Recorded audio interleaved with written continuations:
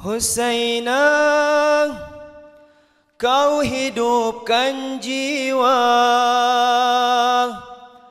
Husaina, kau wariskan cinta. Husaina, kau kuatkan asa. Husaina, Husaina, panggil Allah Husain. Husaina, Husaina, Husaina, Husaina, kau hidupkan jiwa. Husaina, kau wariskan cinta. Husaina, kau kuatkan asa. Husaina, Husaina, panggil Al-Husain. Husaina, di hadapan ahlul kisah, ikrar setia menyala. Di hadapan ahlul kisah, ikrar setia menyala. Husaina, Husaina, Husaina, Husaina, jiwaku berduka meratapi. Oh Husaina, jantungku berdebar mengingatnya di Karbala. Jantungku berdebar mengingatnya di Karbala. Tak akan kulupakan sepanjang nafas yang berhembus. Biar ku menangis dalam cinta dan harapan, menyambut Aba Abdillah. Semuanya ikrar setia menyala, menyambut Aba Abdillah, ikrar setia menyala. Husaina, panggil Al-Husain.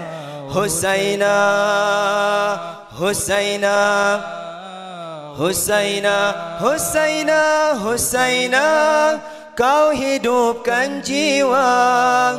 Husaina, kau wariskan cinta. Husaina, kau kuatkan asa.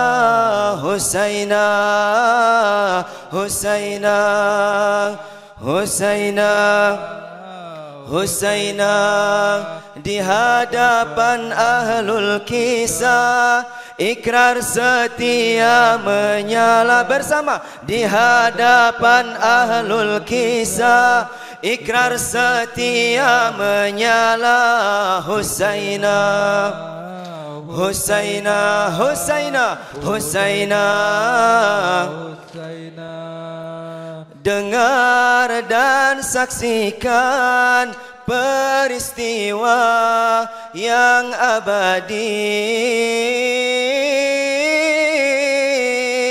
merangkum semua nilai kehidupan ini. Dengar dan saksikan peristiwa yang abadi, merangkum semua nilai kehidupan ini.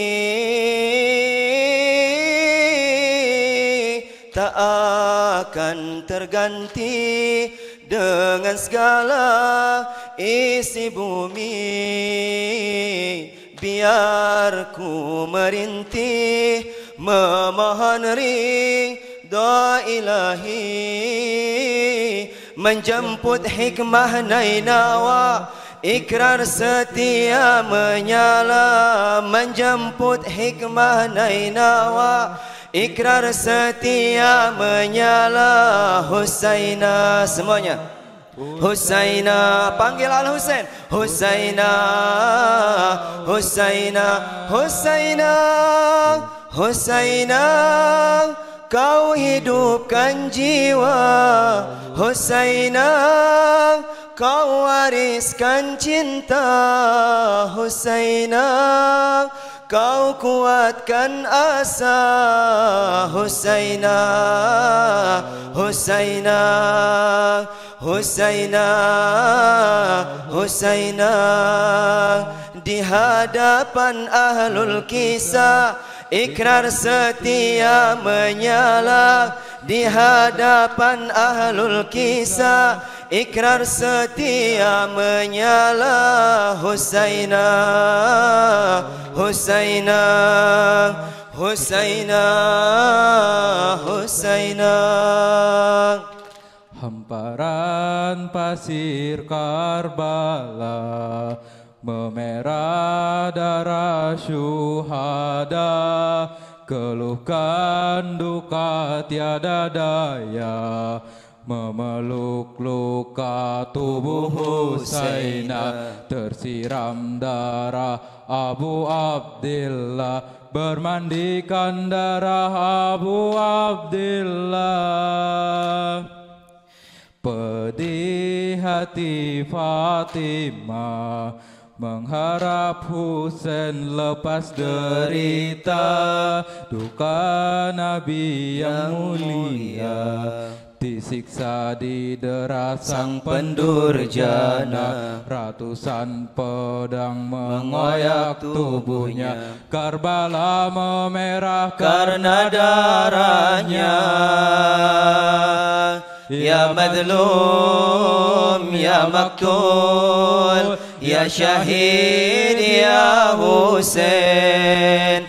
Ya madlum, ya maktul, ya syahid, ya Husain.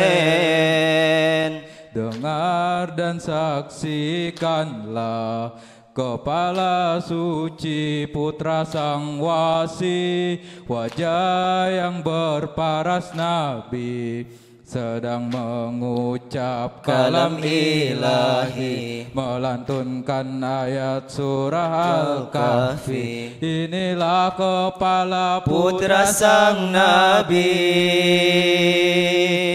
Ilahi Maula Rabbi, jadikan kami pecinta Ali. Salam bagimu Husain, Ishfa' lana ya Husain, Ishfa' lana ya Husain. Ya madlum, ya maktul, ya syahid, ya Husain. Ya madlum, ya maktul, ya syahid, ya Husain.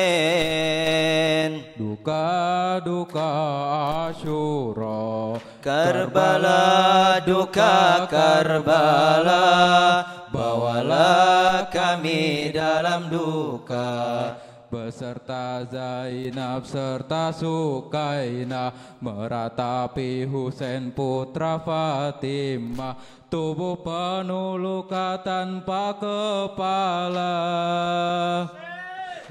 Putra tersayang Nabi kini terkapar seorang diri. Duka Nabi yang membumi, malaikat menangis tiada berhenti. Alam pun kini seakan mati, meratapi putramu ya Zahra. Ya madlum, ya maktul, ya syahid, ya Husain. Ya madlum, ya maktul, ya syahid, ya Husain. Ya madlum, ya maktul, يا شهيد يا حسين يا مظلوم يا مقتول يا شهيد يا حسين على النبي وآله الصلوات.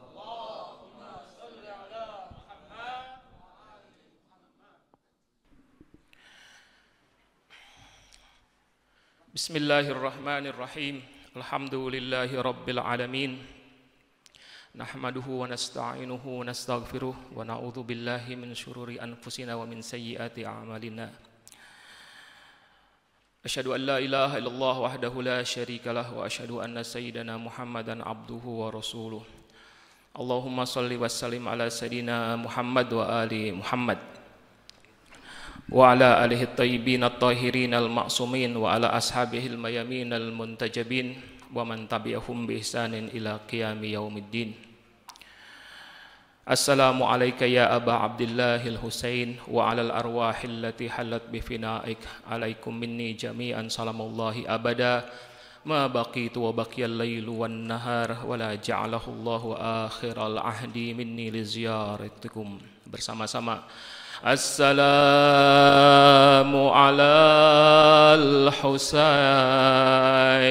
wa ala Ali ibn al-Husain wa ala auladil Husain wa ala ashabil Husain. Sekali lagi, Assalamu ala al-Husain wa ala Ali ibn al-Husain wa ala auladil Husain wa ala ashabil.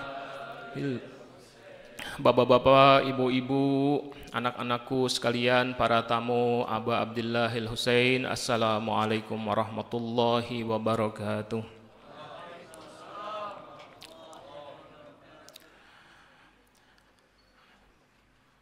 Pada pembahasan sebelumnya di malam kelima, saya berbicara dan membahas hal yang seringkali menjadi bahan pertanyaan, yaitu terkait hubungan antara musibah dan kesyukuran. Waktu itu kita sudah bahas bahwa dalam keadaan musibah itu Imam Husain menunjukkan dengan perilaku, dengan kata-kata, dengan tindakan, di mana apapun yang terjadi pada Imam Husain itu adalah sebuah situasi yang di sana Imam Husain berada dalam kenikmatan yang sangat besar, dan karena itu Imam Husain mengucapkan Alhamdulillah. Sudah kita bahas bahwa antara kesyukuran dengan musibah bukan dua hal yang kontradiktif. Paling tidak untuk kita sebagai para pengikut mazhab Ahlul Bait, kita berduka tapi pada saat yang sama kita bersyukur karena kita ditakdirkan oleh Allah untuk bisa mengenal, untuk bisa memiliki makrifat terkait dengan Imam Husain, dan karena itu kita tahu apa yang harus kita lakukan dalam rangka untuk mendapatkan anugerah paling besar yang mungkin bisa dimiliki oleh seorang manusia biasa seperti kita, yaitu mendapatkan syafaat Imam Husain di yaumil mahsyar nanti. Pada kesempatan kali ini saya juga akan membahas dua hal yang seringkali disalahpahami atau seringkali dijadikan sebagai bahan pertanyaan, yaitu terkait dengan permasalahan permintaan tolong.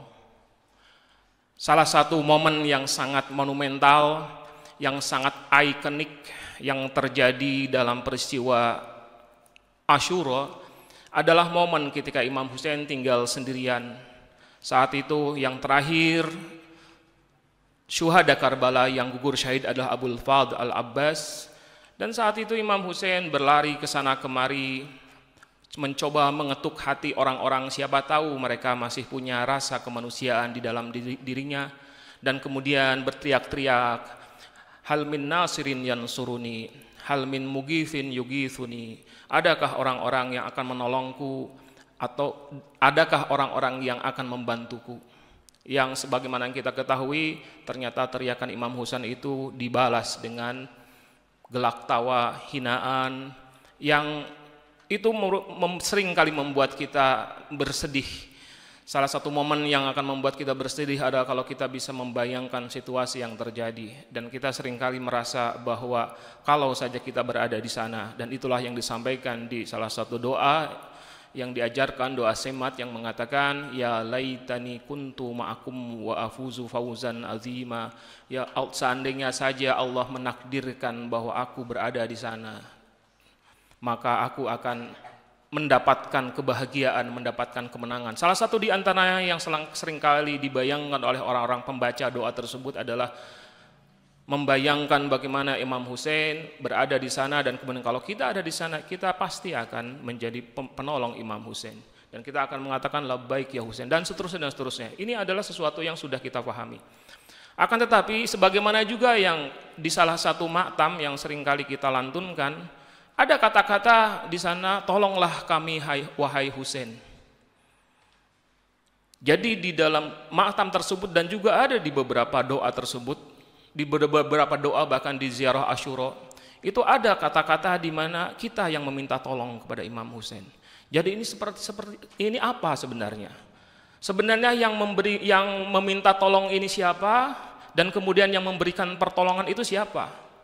Kitakah yang menolong Imam Husain atau Imam Husain yang menolong kita? Pertanyaan yang sama itu sebenarnya menjadi masalah yang sangat besar, yang seringkali tidak didapatkan jawabannya oleh saudara-saudara kita yang lain.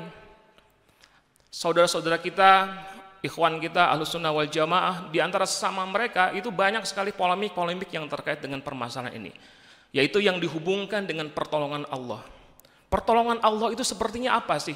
Sampai-sampai ada yang mengatakan kalau misalnya kita ingin menolong Allah, kita ingin membela Allah, ingin membela agama Islam, ingin membela Rasulullah, ada orang-orang yang mengatakan Allah tidak perlu dibela, Islam tidak perlu dibela, Rasulullah tidak perlu dibela. Justru kitalah yang memerlukan pertolongan dari Allah. Saya ingin mencoba membahas masalah ini sebagai bagian dari upaya kita memahami apa hakikat kehidupan kita, sebagaimana yang diajarkan oleh Imam Husain melalui peristiwa yang sangat agung, yaitu peristiwa Asyura. Terkait dengan Nasrullah, terkait dengan pertolongan Allah, ada 4 hal yang disebutkan di dalam Al-Quran yang merupakan prinsip. Keempat ini saya sebutkan satu-satu dan kemudian kita bahas satu persatu. Yang pertama adalah pertolongan itu hakikatnya hanya datang dari Allah. Ketika kita berbicara masalah-masalah pertolongan, apapun juga pada dasarnya itu datangnya dari Allah. Yang kedua adalah kalau Allah sudah memberikan pertolongan, maka tidak ada pihak manapun yang bisa mengalahkan orang tersebut. Yang ketiga adalah bahwa sebaliknya jika Allah tidak menurunkan pertolongan, maka tidak ada siapapun yang bisa menolong orang tersebut. Dan kemudian yang keempat, pertolongan Allah hanya akan turun kepada mereka yang menolong Allah. Ini 4 hal ini akan saya kupas satu persatu berdasarkan kepada beberapa ayat Al-Quran. Dan kemudian kita coba implementasikan dalam kehidupan kita sehari-hari. Keempat-empatnya sangat terkait dengan peristiwa Asyura. Yang pertama adalah prinsip bahwa pertolongan itu hakikatnya hanya dari Allah.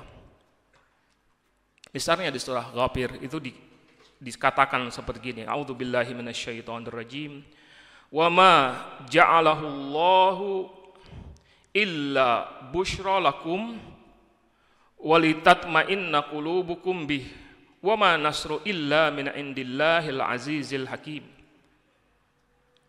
Allah tidak menjadikan pemberian bala bantuan itu melainkan sebagai kabar gembira bagi kemenangan kalian dan agar hati kalian tenang.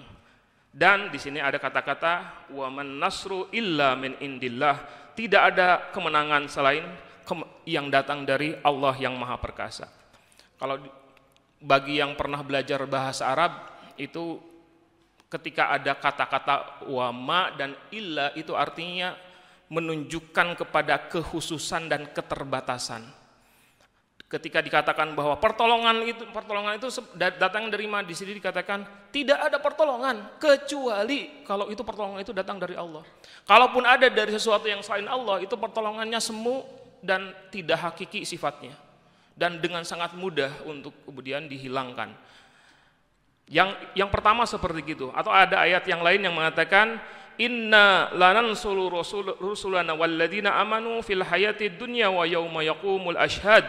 Sesungguhnya pasti kami akan menolong rasul kami dan orang-orang yang beriman di dunia dan di hari akhirat nanti. Ini yang prinsip yang pertama. Prinsip yang kedua, saya dengan sangat cepat karena yang paling penting itu di prinsip yang keempat yang kita akan berlama-lama untuk membahasnya. Yang kedua adalah kalau Allah sudah memberikan pertolongan, tak ada yang bisa mengalahkan pihak yang ditolong tersebut. Itu ada di dalam surah Al-Imran ayat 160. A'udzubillahi minasyaitonirrajim. Iyansurkumullah fala ghaliba lakum. Jika tidak ada pertolongan, ketika Allah sudah menolong kalian, maka tidak ada yang bisa mengalahkan kalian. Wa iyakhdulkum faman dzalladzi yansurkum min ba'dih. Nah, ini sudah langsung ke prinsip yang ketiga ya. Seandainya Allah menghinakanmu, mengalahkanmu, membuatmu menjadi pihak yang kalah, maka tidak ada satupun pihak yang mampu menolongmu. Wa 'alallahi falyatawakkalul mu'minun, dan hanya kepada Allah orang-orang beriman itu seharusnya bertawakal. Ayat yang lain mengatakan, masih yang terkait dengan prinsip yang ketiga ini, walladzina tad'una min dunihi la yastati'una nasrakum wala anfusahum yansurun. Dan berhala-berhala yang kalian seru itu, sekalian seru dan kalian sebut berhala-berhala selain Allah itu yang kalian seru itu, sebenarnya mereka sama sekali tidak mampu menolong kalian, bahkan tidak dapat menolong diri mereka sendiri. Jadi ada pihak-pihak yang dimintai tolong, di sini dikatakan tidak, pertolongan itu tidak mungkin datang dari mereka. Ketika apa? Ketika Tuhan tidak memberikan pertolongan. Dan yang keempat, ini yang paling penting yang nanti kita akan bahas banyak sekali terkait dengan ini, dan ini sangat relevan dengan apa yang bisa kita ambil hikmahnya dari peristiwa Asyura adalah itu tercantum di surah Muhammad ayat 7. A'udzubillahi minasyaitonirrajim. Ya ayyuhalladzina amanu in tansurullaha yansurukum wa yutsabbit aqdamakum. Wahai orang-orang yang beriman, jika kamu menolong agama Allah, niscaya Allah akan menolongmu dan meneguhkan kedudukanmu. Jadi di sini prinsip yang keempat menyatakan bahwa pertolongan Allah hanya akan turun kepada mereka yang menolong Allah. Jadi kalau kita bertanya terkait dengan bagaimana caranya agar pertolongan Allah itu turun kepada kita, sehingga pertolongan Allah itu sebagaimana yang disebutkan di prinsip kedua tadi, bahwa kalau Allah sudah menolong kita, maka tidak akan ada pihak manapun yang akan mampu mengalahkan kita. Dan juga prinsip yang ketiga mengatakan bahwa seandainya Allah tidak menolong kita, maka pada saat itu tidak akan ada pihak manapun yang akan bisa membantu kita. Dan karenanya kita selalu saja berbicara mengenai pentingnya pertolongan Allah dalam hidup kita, maka kuncinya, syaratnya agar pertolongan Allah itu turun kepada kita adalah kita menolong Allah. Pertolongan Allah itu adalah sesuatu yang didambakan oleh kita semua. Tentu saja seperti begitu. Apalagi ditambah dengan pengetahuan kita tadi bahwa kalau Allah sudah memberikan pertolongan, maka tidak ada satu pihak pun yang mampu mengalahkan kita. Dan ketika Allah membiarkan kita, maka tidak ada pihak manapun yang akan mampu menolong kita. Dalam berbagai ayat Al-Quran yang lain, permasalahan pertolongan Allah kepada kita ini tersebar di ayat berbagai macam ayat. Termasuk diantaranya adalah ayat yang berbicara mengenai bagaimana para Rasul, para Nabi, dan orang-orang yang beriman yang bersama mereka, ketika mereka diuji dengan berbagai macam ujian, mereka berseru, mata nasrullah, kapan pertolongan Allah itu akan tiba? Karena bagi mereka dan juga bagi kita semua, kita seringkali merasakan bagaimana kita ini dalam keadaan lemah dan seakan-akan kita tidak akan mungkin mendapatkan kemenangan, tidak akan mendapatkan kesuksesan. Kita seringkali dalam situasi helpless gitu. Nggak ada yang bisa menolong kita nih.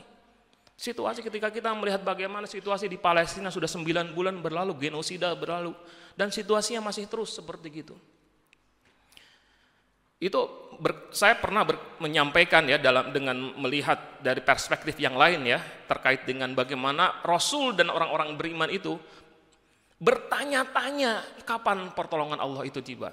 Jadi kalau misalnya kita bertanya-tanya terkait dengan pertolongan Allah, itu memang hal yang sama juga secara natural itu terjadi pada siapapun juga yang memang sedang diuji. Ayatnya berbunyi, kalau tidak salah ini Al-Baqarah ayat 231 kalau tidak salah, silakan nanti kalau dikoreksi ya ayatnya. Ayatnya berbunyi, A'udzubillahi minasyaitonirrajim, am hasibtum an tadkhulul jannah. Apakah kalian mengira dengan mudahnya akan masuk surga? Walamma ya'tikum masalul ladina khalau min qablikum. Padahal kepada kalian belum datang permisalan, belum datang situasi, belum datang keadaan, belum kalian rasakan apa yang pernah terjadi pada orang-orang sebelumnya, pada kaum-kaum terdahulu. Apa itu situasinya? Masat humul ba'sa'u wal dharra'u wa zulzilu. Mereka didera dengan beragam cobaan, ujian, dan diguncang dengan guncangan yang sangat hebat.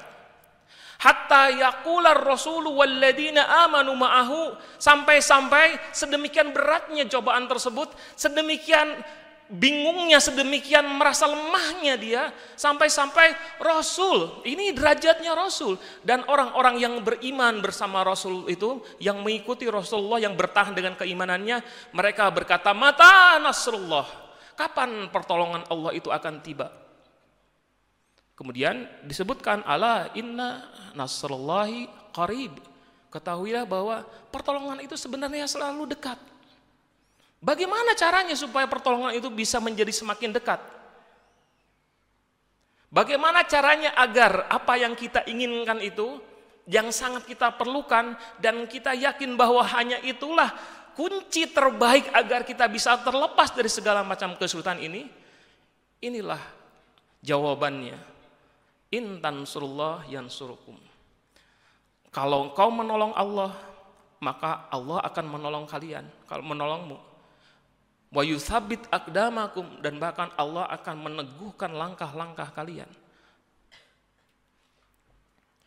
Jadi kembali kepada apa yang kita bahas, yang saya sampaikan tadi di awal-awal, terkait dengan dua hal yang seringkali dibingungkan, menjadi bahan pertanyaan, sebenarnya kita ini menolong Imam Husain atau kita yang memerlukan pertolongan dari Imam Husain? Imam Husain kah yang menolong kita, atau kitakah yang menolong Imam Husain? Jawabannya sangat jelas.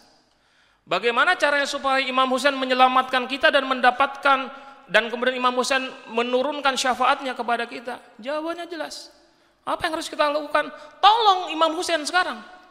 Bantu Imam Husain. Caranya bagaimana? Dengan sangat mudah. Berkali-kali, banyak sekali majelis-majelis di sini, sudah ratusan kali, ribuan kali mungkin majelis di sini. Selalu saja pesan yang penting yang disampaikan dalam kajian-kajian ini adalah lanjutkan perjuangan Imam Husain. Karena itulah cara kita menolong Imam Husain. Kalau di zaman itu barangkali memang yang kita bayangkan yang menolong Imam Husain ya langsung hadir bersama Imam Husain dan mereguk cawan syahadah, mereguk kesyahidan, mendapatkan derajat syahid. Di zaman sekarang, ketika Allah menakdirkan kita untuk berada di zaman seperti sekarang ini, apa yang harus kita lakukan? Mudah sekali, lanjutkan apa yang menjadi cita-cita dari perjuangan Imam Husain. Untuk apa Imam Husain sampai mengorbankan dirinya, mengorbankan nyawanya, hartanya, dan juga keluarganya. Dan kemudian semua itu diikuti, dijalani dengan cara-cara yang sangat memilukan. Tujuan Imam Husain selalu ada di setiap zaman. Kalau kita belajar terkait dengan sejarah, apa itu prinsip sejarah itu? Kenapa sejarah itu seringkali kita ulang-ulang? Imam Ali Khamenei sekitar 2 atau 3 tahun yang lalu ketika berbicara mengenai sejarah, Imam Ali mengatakan, kurang lebih kalau diterjemahkan ya itu, bahwa sejarah itu penting untuk kita pelajari supaya kita bisa membayangkan bagaimana kita seandainya berada pada situasi itu. Sejarah sebenarnya kan sudah selesai. Peristiwa Asyura sudah selesai, peristiwa Ghadir Khum sudah selesai, peristiwa Saqifah Bani Sa'idah sudah selesai, semua sudah selesai. Bahkan berlanjut kepada berbagai macam peristiwa-peristiwanya sampai sekarang itu sudah selesai. Akan tetapi kita harus terus bertanya, kenapa ada peristiwa semacam itu? Alasan bahwa peristiwa itu muncul, kalau peristiwa itu terjadi, kenapa itu perlu untuk diperjuangkan, itulah yang berulang-ulang di setiap zaman. Alasan Imam Husain bangkit sekarang itu masih ada. Alasan Imam Husain melakukan satu heroisme, satu perjuangan yang diakhiri dengan kemazluman dan diakhiri dengan tragedi, itu alasan itu terus ada sampai sekarang.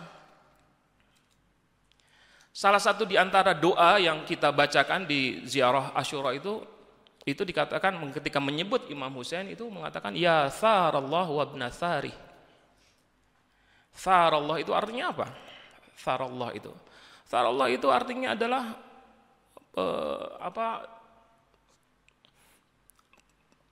pembalas kejahatan gitu, penumpas kejahatan, kurang lebih seperti gitulah. Jadi itu Thar itu artinya adalah darah Tuhan, Tharallah itu artinya darah Tuhan. Tapi kemudian itu diartikan, itu kan satu metafora ya untuk menunjukkan bahwa ada hal-hal kezaliman yang ada di mana-mana dan itu Tuhan tidak ridho terkait dengan kezaliman itu. Bagaimana caranya supaya kezaliman itu terbalaskan? Maka itulah yang dilakukan oleh Imam Husain dan kemudian itulah Imam Husain disebut sebagai Tharallah. Tharallah itu artinya adalah orang yang selalu mencari-cari di mana ini ada masalah, di mana ada kemazluman, di mana ada kezaliman, di mana ada orang-orang mazlum, maka Imam Husain selalu para pengikut Imam Husain, seandainya kita memang betul-betul sebagai pengikut Imam Husain, kita adalah orang yang ingin melanjutkan perjuangan Imam Husain, kita ingin melanjutkan idealisme Imam Husain, maka yang harus kita lakukan adalah kita harus mencari-cari di mana orang-orang mazlum itu berada.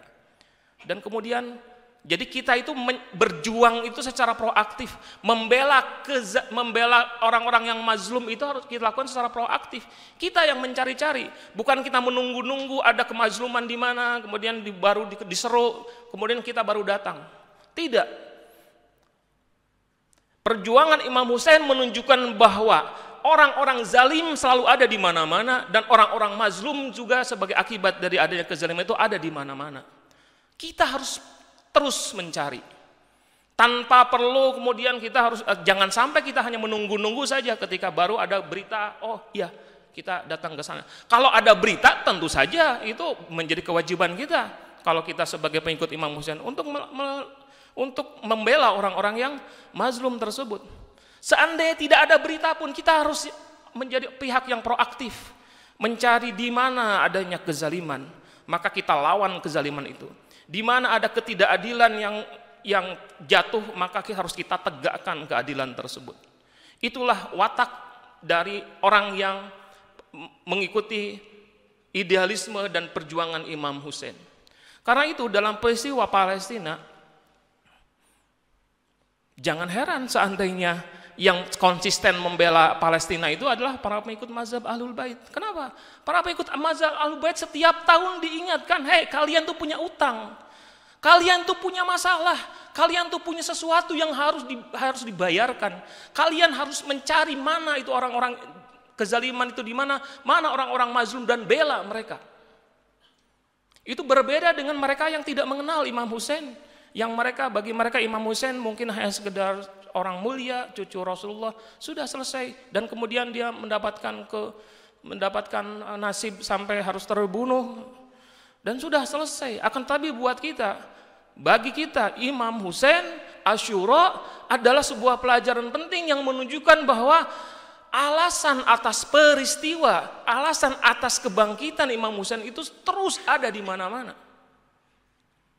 Kita akan menjadi dituntut terus, didorong terus, akan dipertanyakan terus. Kemanusiaan kita akan ditanyakan terus seandainya kita berdiam diri saja.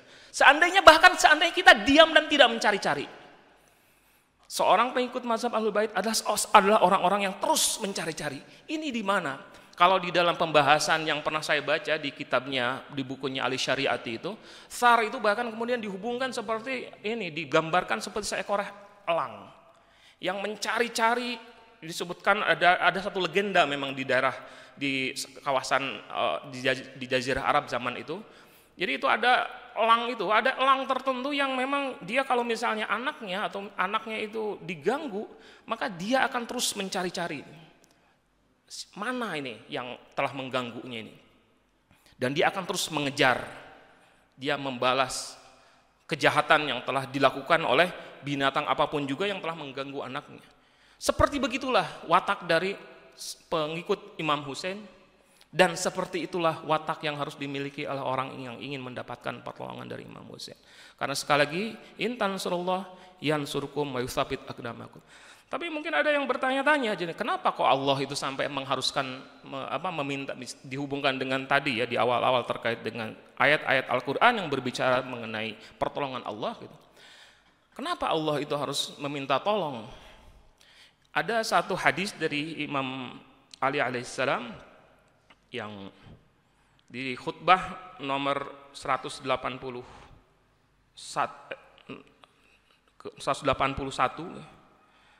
Imam Ali mengatakan, istaqradakumullah walahu khazainus samawati wal ard wastansarakumullah walahu junudus samawati wal ard. Allah itu ada di dalam salah satu ayat Al-Quran yang sangat menarik ya. Jadi bagi orang yang di dalam sistem Islam, dalam muamalah, kita mengenal ada apa yang disebut dengan qardul hasanah ya. Memberikan pinjaman tapi tanpa ada bunganya, itu namanya qardul hasanah. Jadi kasih pinjaman dan kemudian kita mendapatkan pengembaliannya ya sudah gitu, tidak ada bunganya, tidak ada apa. Itu disebut dengan qardul hasanah ya.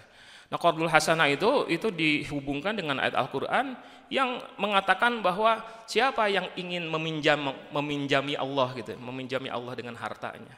Banyak orang yang mengatakan gimana Allah meminta kita sebagai manusia memberikan pinjaman kepada Allah. Imam Ali mengatakan Allah meminta pinjaman kepada manusia walahu khazainus samawati wal ard. Di sisi Allah itu harta benda kekayaan yang luar biasa melimpah yang meliputi langit dan bumi, dan sudah wastansarukumullah, dan Allah meminta tolong kepada manusia walahu junudus samawati wal ard. Dan Allah padahal punya bala tentara yang ada di langit dan bumi. Enggak perlu sebenarnya. Tapi kenapa ada semacam itu? Ada permintaan dari Allah. Allah pinjemi dong gitu ya. Aku minjam kepadamu. Maksudnya apa? Karena meminjamkan sesuatu kepada Allah itu artinya adalah kita melakukan sesuatu kepada Allah untuk melakukan sesuatu yang sesuai dengan perintah Allah. Meminjam kepada Allah itu seperti tadi qardul hasanah, bantu orang-orang yang lemah, bantu mereka, kasih pinjaman ketika mereka memang memerlukan, beri infak, kasih makan, dan seterusnya. Ketika orang-orang Palestina memerlukan bantuan, kasih itu bantuan kepada mereka. Jangan sampai seperti yang dikatakan di dalam surah Yasin. Surah Yasin itu ada di surat Yasin ayat 47, A'udzubillahi minasyaitonirrajim wa idza qila lahum. Ini terkait dengan orang-orang yang kafir ya. Mereka mengatakan semacam itu. Ini logika yang umum yang ternyata dikoreksi oleh Allah. Umumnya orang-orang mengira seperti itu.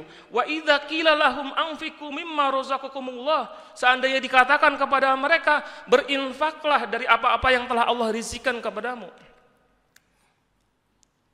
Kemudian mereka mengatakan bagaimana? Wa idza qila lahum anfiqu mimma razaqakumullahu qala alladziina kafaru anut'imu mallau yasha'allahu at'amah. Apakah kami harus ngasih makan orang-orang yang sebenarnya Allah mampu untuk ngasih makan? Dan kemudian dia mengatakan, in antum illa fi dhalalin kabir. Ngomong kepada orang yang menyuruh memberikan infak itu, kalian ini orang yang berada dalam kesesatan. Katanya Allah Maha Kaya, katanya Allah Maha Pemberi. Kenapa gitu malah menyuruh kita untuk berinfak? Iya memang. Imam Ali mengatakan walahu khazainus samawati wal ard.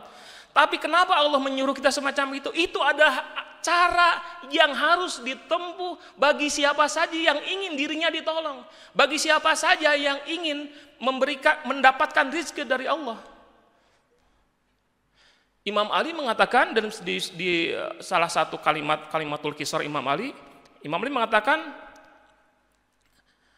istanzilu rizqa bis sadaqah. Mintalah pertolongan rizki dari Allah dengan cara bersedekah. Ini luar biasa. Imam Ali mengatakan kalau kita ingin mendapatkan rizki yang banyak, kita harus bersedekah. Karena memang logikanya seperti begitu. Ingat ya, apapun juga, ajaran apapun yang diberikan, yang diturunkan kepada kita, itu pada akhirnya adalah ajaran-ajaran yang terkait dengan kebaikan kita. Ketika Allah meminta kita untuk berinfak, ketika Allah meminta kita untuk memberikan pertolongan kepada hamba-hamba Allah yang mazlum, maka pada saat itu sebenarnya Allah sedang menyediakan, mengajak kita untuk masuk ke dalam kafilah rombongan orang-orang yang akan mendapatkan pertolongan dari Allah dan mendapatkan rizki yang sebanyak-banyaknya. Pada akhirnya hidup ini adalah ujian. Di surah Al-Mulk ayat 2 itu disebutkan alladzi khalaqal mauta wal hayata liyabluwakum ayyukum ahsanu amala. Dialah Allah yang menciptakan kematian dan kehidupan dalam rangka untuk menguji siapa di antara kalian yang terbaik amalannya. Palestina adalah ujian. Orang-orang di sekitar kita adalah ujian, anak-anak kita adalah ujian. Bagi anak-anak orang tua adalah ujian. Mana yang terbaik? Apapun juga, kalau Allah menghendaki sebenarnya gampang semuanya itu dimudahkan. Tapi kalau memang Allah yang memberikan pertolongan, maka tidak ada yang tersisa buat kita. Apa yang akan kita persembahkan kepada Allah nanti? Ketika segala sesuatunya sudah Allah penuhi. Justru ketika sistem di dunia ini dibuatkan sedemikian rupa, sampai muncul yang namanya orang-orang yang berkekurangan, orang-orang yang tertindas, yang memerlukan pertolongan, maka itu adalah ladang amal buat kita. Sekali lagi, bagi siapapun juga yang merasa bahwa dirinya ingin mengikuti jalan Imam Husain dan menyatakan diri sebagai pecinta Imam Husain, maka ketika berada dalam situasi kita memerlukan pertolongan, yang harus kita lakukan adalah tolonglah Allah, tolonglah Imam Husain. Ada banyak sekali kezaliman di mana-mana dan ada banyak orang mazlum yang memerlukan pertolongan dari kita. Dan itu adalah tugas yang sepertinya paling utama diemban oleh para pengikut mazhab Ahlul Bait. Karena pengikut mazhab Ahlul Bait punya banyak hal yang bisa dijadikan sebagai bekal ketika harus menjalankan satu risalah, satu misi, satu tugas yang sangat berat seperti yang sedang kita hadapi sekarang ini. Ini adalah nikmat dan anugerah buat kita yang nanti akan dimintai pertanggungjawabannya oleh Allah Subhanahu wa taala. Yauma latus alunna yauma idzin, tsumma latus alunna yauma idzin 'anin naim. Kemudian Allah akan memintai pertanggungjawaban dari mereka bagi manusia terkait dengan apa? Terkait dengan nikmat-nikmat yang telah Allah berikan kepada kita. Dan salah satu nikmat yang disebutkan dalam satu hadis ketika berbicara mengenai apa maksud dari ayat terakhir dari surah Al-Takatsur itu, nikmat terbesar adalah tentang makrifat kepada Ahlul Bait. Ini kita berada dalam situasi yang sangat, sebenarnya sekali lagi sesuatu yang harus patut selayaknya kita syukuri, dan kenikmatan tersebut harus kita pertanggungjawabkan kepada Allah. Dan salah satu hal yang harus kita lakukan adalah terus mengenang peristiwa Imam Husain. Hanya dengan cara mengenang peristiwa Imam Husain lah, maka kecintaan kita kepada Imam Husain akan selalu ada, akan selalu terjaga, dan kita bisa meneteskan air mata, dan air mata inilah yang akan menjadi saksi yang akan kita tunjukkan di yaumil mahsyar nanti. Saya ingin menutup ceramah saya ini dengan satu kisah yang mungkin sebagian sudah pernah mendengarnya. Ini disampaikan oleh almarhum Syekh Behjat, salah seorang ulama, seorang arif, seorang sufi yang sangat besar sekali. Beliau mengisahkan pengalaman hidupnya saat sedang belajar di Najaf Al-Ashraf. Jadi Imam Husain, Syekh Behjat dan juga banyak sekali ulama-ulama yang lain termasuk Imam Khomeini misalnya, itu pernah belajar di Irak, di Najaf Al-Ashraf. Dan Najaf adalah kota tempat dikuburkannya jasad suci Amirul Mukminin Ali bin Abi Thalib alaihissalam. Tidak jauh dari Najaf ada sebuah desa kecil bernama Musib. Di desa ini dua aliran sungai Furat dan sungai Dajlah, dua aliran sungai yang merupakan sungai paling besar di Irak, itu bertemu di desa tersebut, di desa Musib itu. Dan di desa Musib itu tinggallah seorang yang sangat membenci Imam Ali bin Abi Thalib, membenci para pengikutnya. Mungkin sekarang kita bisa menemukan ya bagaimana ada orang-orang yang tidak suka kepada Ahlul Bait Nabi, bahkan mungkin sedikit kalau yang tidak menyukai Ahlul Bait Nabi, tapi membenci para pengikut Ahlul Bait itu adalah bukan hal yang sulit untuk kita temukan dalam kehidupan kita sehari-hari sekarang ini. Ini termasuk orang tersebut, si Fulan ini yang berada di desa Musib itu adalah sosok yang membenci Imam Ali. Perilaku sehari-harinya juga sangat buruk. Ia sering berkata kasar, bersikap sombong, suka berbohong, dan berbagai akhlak buruk lainnya. Dan orang itu bertetangga dengan seorang pecinta Ali. Pecinta ini adalah pengikut yang setia. Ia secara berkala selalu menyempatkan berziarah ke pusara Imam Ali di Najaf. Setiap kali dia berziarah, tetangganya itu selalu mengolok-oloknya dan mengejek kepergiannya. Sekali waktu ia bahkan mengatakan sesuatu yang buruk tentang Imam Ali. Dia ejek-ejek. Saya waktu malam ketiga mungkin yang mengisi di Ciamis itu, dalam sesi tanya jawab itu ada yang mengatakan kepada saya, bertanya kepada saya, Ustadz, bagaimana menjawab? Ada orang-orang yang kemudian mengatakan bahwa syafaat Imam Husain itu tidak ada. Imam Husain tidak layak untuk memberikan syafaat. Jadi yang kalian lakukan selama ini minta syafaat itu adalah sebuah kebohongan. Kemudian saya berikan jawabannya, bukan sekarang tempatnya untuk menyampaikan, tapi intinya adalah bahwa ada orang-orang yang mempertanyakan dan mengejek dan kemudian mengatakan bahwa ini adalah perilaku yang sia-sia, adalah sebuah kebodohan, kurang lebih seperti begitu. Inilah kurang lebih yang terjadi pada orang tersebut. Setelah bertahun-tahun diejek oleh tetangganya, sang pecinta itu kehilangan kesabarannya. Sudah terlalu lama, sudah terlalu sering ejekan itu dia dengar dan dia diam saja. Dan ia lalu mengadu kepada Imam Ali. Jadi berziarah ke Najaf dan kemudian dia mengadukan perilakunya itu. Ia sampaikan perilaku tetangga yang menghinanya itu. Ia katakan bahwa dirinya bisa menerima cacian dan hinaan jika cacian itu ditujukan kepada dirinya. Kalau aku yang dihina ya Ali, tidak ada masalah.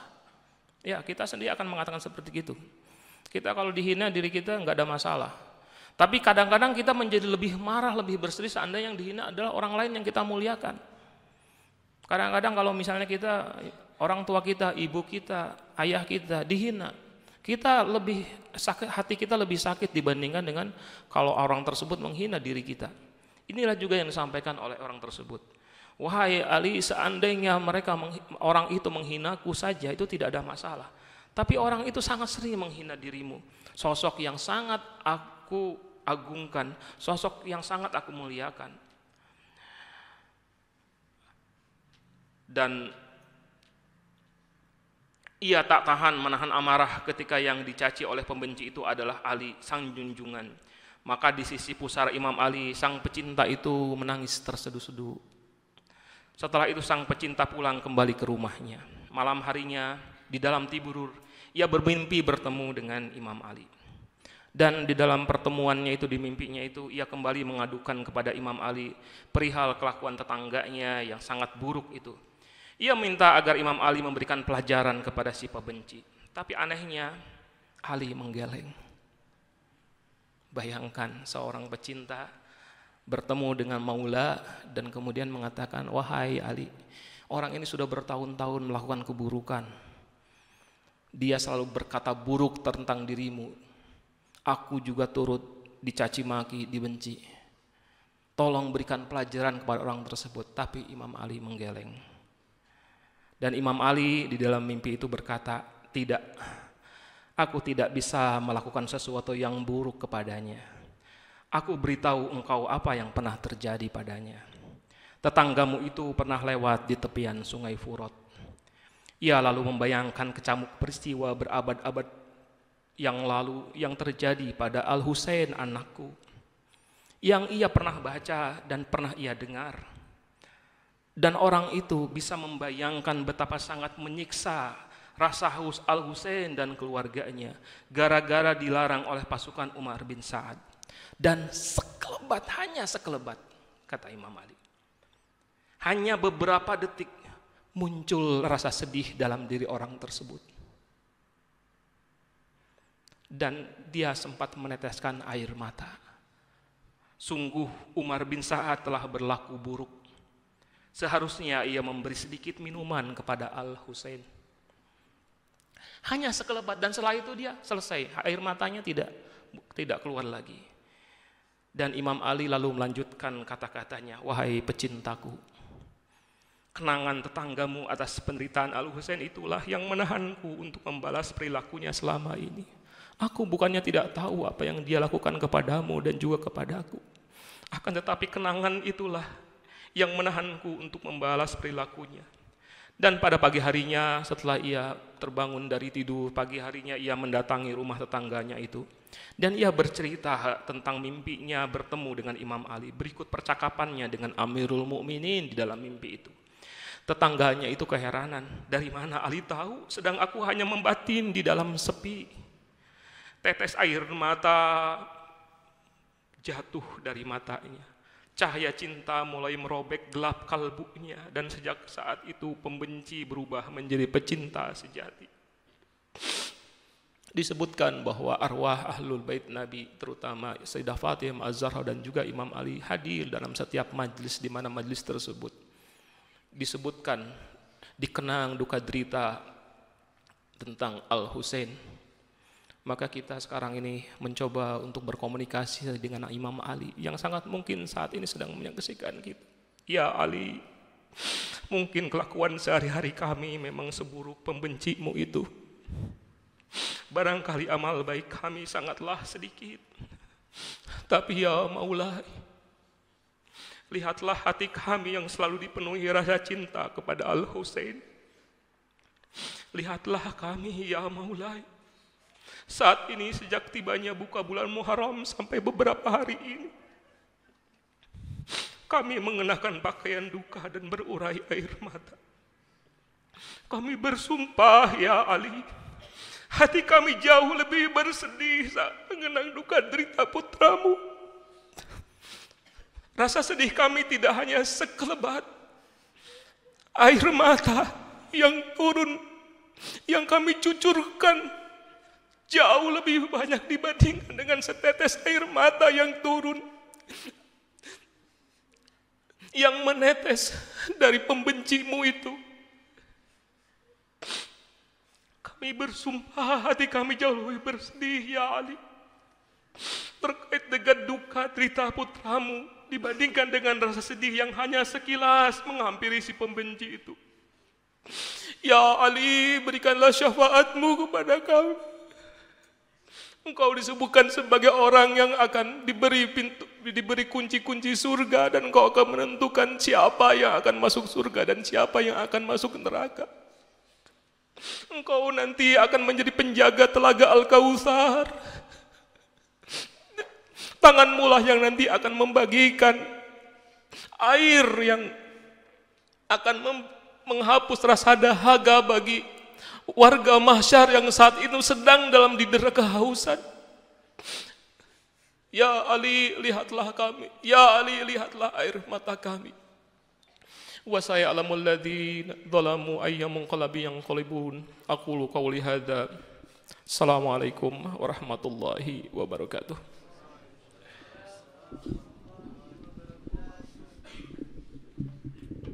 Inilah duka Qasim tersayang,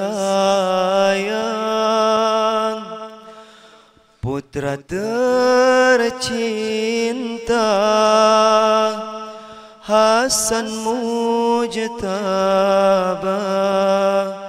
Relakan jiwa tuk dikorbankan demi membela Husain tercinta.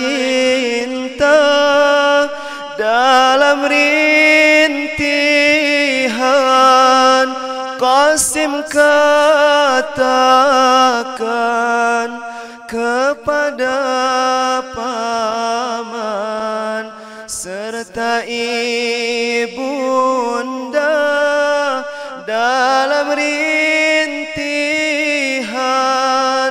Qasim katakan kepada paman serta ibunda, inilah duka Qasim tersayang, putra tercinta Hasan Mujtaba. Relakan jiwa tuk dikorbankan demi membela Husain tercinta. Dalam rintihan Qasim katakan kepada paman serta ibunda. Dalam rintihan Qasim katakan kepada paman serta ibunda.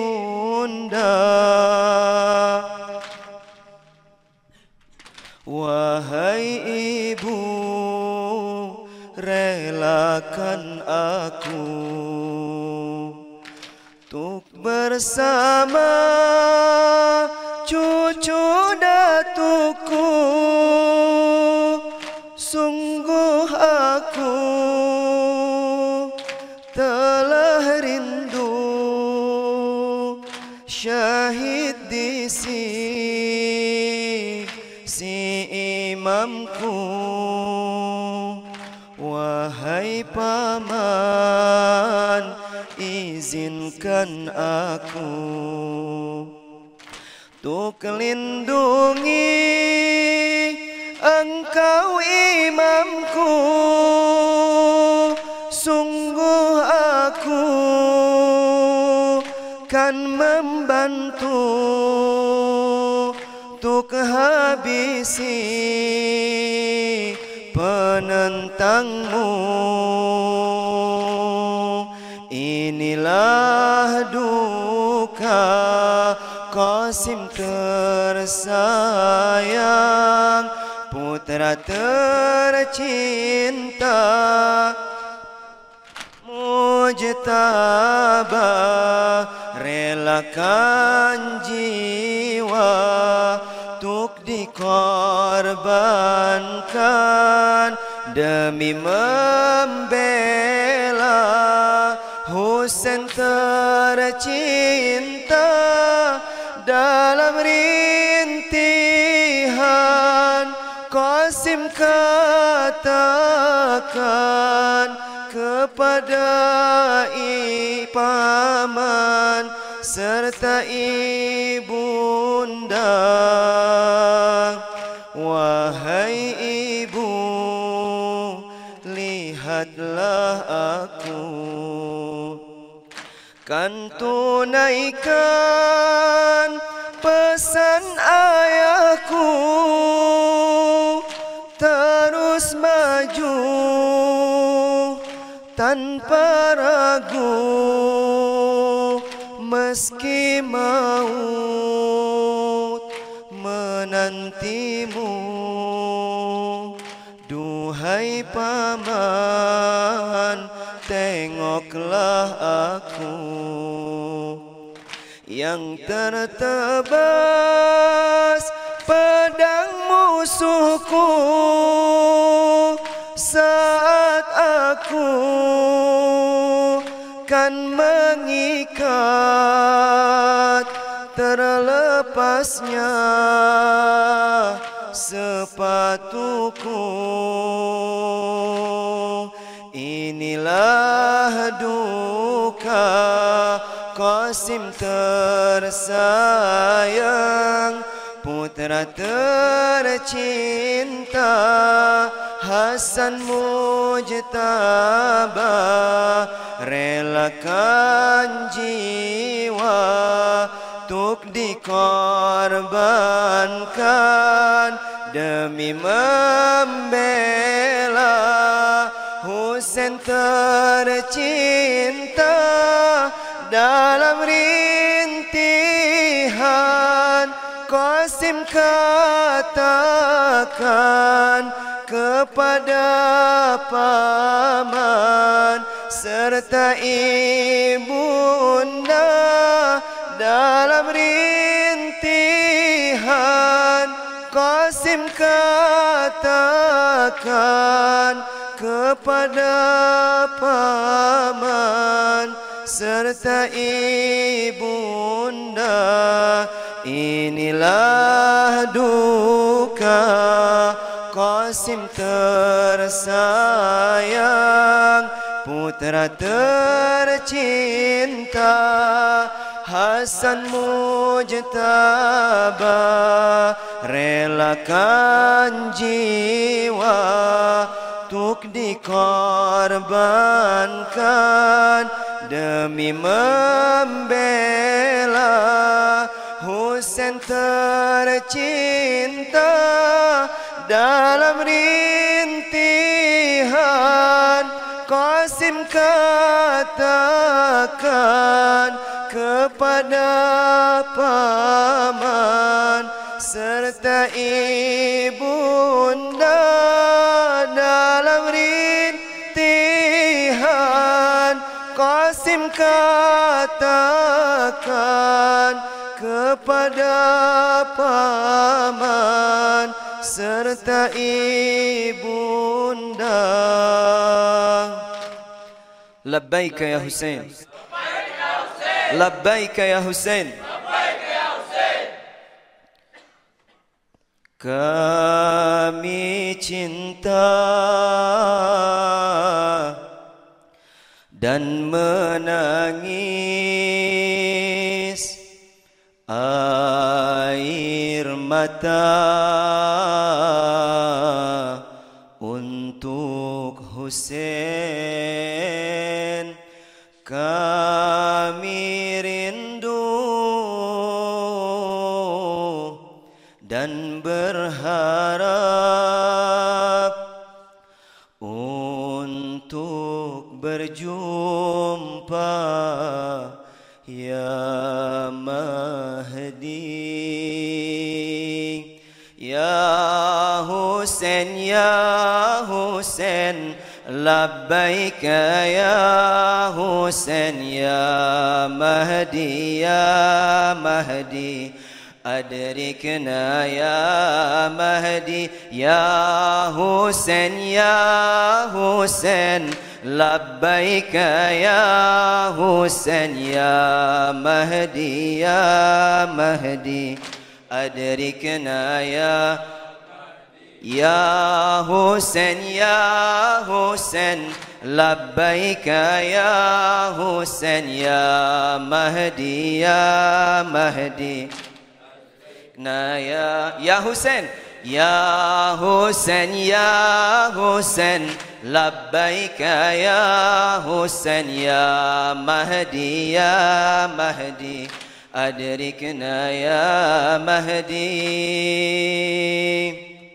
Kami hadir penuh cinta dan datang dengan harapan untuk menggapai syafaat Al-Husain. Hati kami untuk Husain, jiwa kami untuk Husain.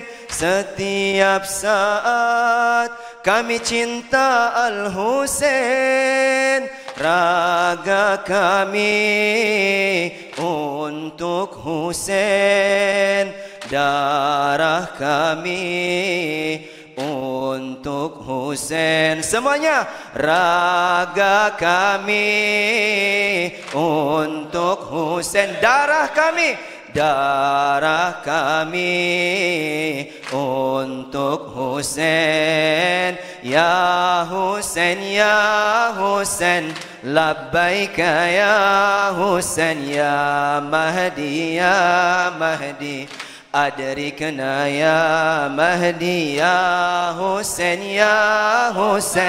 labbaika ya Mahdi ya Mahdi ya Mahdi adrikna ya Mahdi.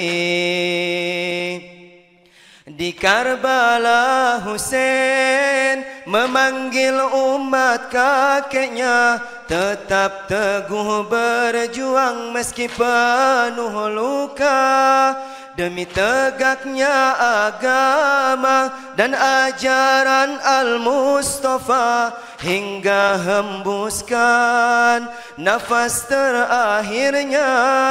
Duhai Husain kami cinta, janji untuk setia, inilah ikrar kami di Muharram. Ya Husain, terimalah cinta kami. Ya Husain, terimalah janji kami. Ya Husain, ya Husain, terimalah cinta kami. Ya Husain, terimalah janji kami. Ya Husain labbaika ya Husain ya Mahdi ya adrikna ya Mahdi ya Husain labbaika ya Husain ya Mahdi ya Mahdi adrikna ya Mahdi. Hal min nasirin yansuruni, kami sambut Husain bersama Al-Mahdi. Labbaika ya Husain, labbaika ya bna Ali, inilah jawaban kesetiaan kami. Kami yakin hari ini ya Mahdi engkau berduka bersama kami para pecinta. Kami cinta dan menangis air mata untuk Husain. Kami rindu dan berharap untuk berjumpa ya Mahdi. Ya Husain labbaika ya Husain ya Mahdi ya adrikna ya Husain labbaika ya Husain ya Mahdi ya Mahdi Panggil Al-Husain. Ya Husain, ya Husain, labbaika ya Husain, ya Mahdi, ya Mahdi, adrikna ya Mahdi. Labbaika ya Husain, labbaika ya Husain, adrikna ya Mahdi, adrikna ya Mahdi. Ala Nabi wa alihi salawat.